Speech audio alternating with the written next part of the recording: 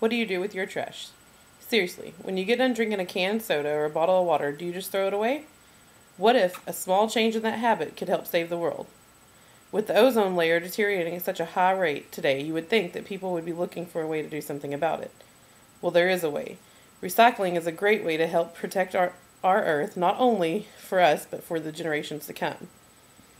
Just think about it. The people that will be most affected by this rising issue will be our children, grandchildren, and great-grandchildren. You don't have to just sit around and wish for a better world or spend lots of money to change things. You can start making a difference today by recycling everyday things that you use. Bottles, paper, plastic jugs, and lots of other things. This is a low-cost and excellent way to do your part in making a difference. Many high-end celebrities have started doing their part in recycling. These include will.i.am of Outkast, who started EcoCycle movement in 1999. Richard Branson, Virginia Group Chairman, a former global warming skeptic, who in September 2006 pledged to spend all profits from his airline and rail business, an estimated $3 billion, on investments in biofuel research and projects to tackle emissions. Gwyneth Paltrow and Cameron Diaz did the Act Green to unite and to conserve energy and reduce our reliance on oil.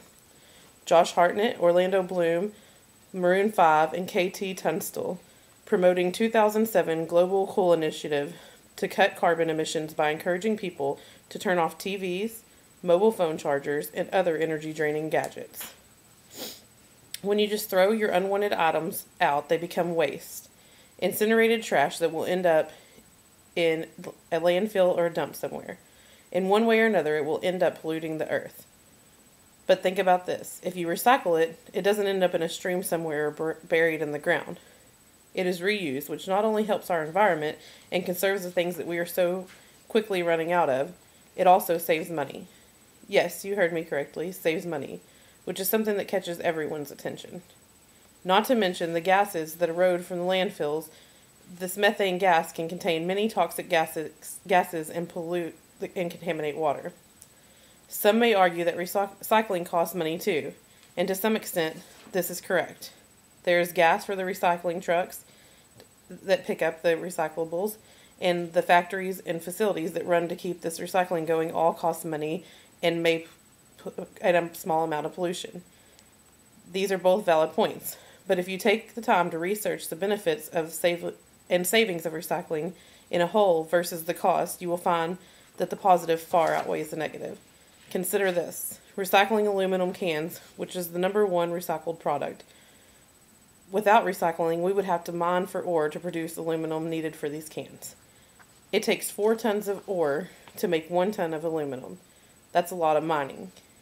In fact, recycling takes about 95% of the energy that mining for ore does. The energy saved from recycling 1 aluminum can power a 100-watt light bulb for 4 hours, a television for 3, and a computer for 3. Just food for thought. Aside from the benefits it has on the earth and the money it saves, recycling can also have another very positive benefit. Since there is a need for a factory to make these recycled items back into useful items, there comes job opportunities with this. In Ohio, as of 2000, there were approximately 100,000 jobs directly dependent on recycle plants, which is far more than landfills and incinerators. Here's how you start. Pretty much anything you use on a regular basis can be recycled. Glass bottles, aluminum cans, steel, plastic bottles, newspapers, or any other household paper products, just to name a few. There are lots of local pickups and drop-off sites for your recyclables. It only takes a little time and a small amount of planning on your part, and if you think about it, what would you normally do with these items? Throw them in the trash? So how about this? Put a recycle bin next to your trash can. Then when you go to throw away these things, you will be reminded and can put them in the recycle bin with no added effort. Then you would have used just to throw them in the trash. Make recycling fun.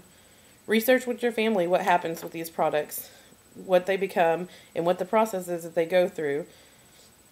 And even go around your house and find new items that you use and make a game out of it and guess what they were used for before you had them. What your bottles, your newspapers, your articles, and plastic containers may have been or what they may become when they are recycled. And even this is not only ways to have fun, but also to get your children involved as well. After all, it's their future we are trying to protect, right? Make the move today to save our environment and ensure the healthy and pollution-free world for our generations to come. If we don't protect our children's future, who will?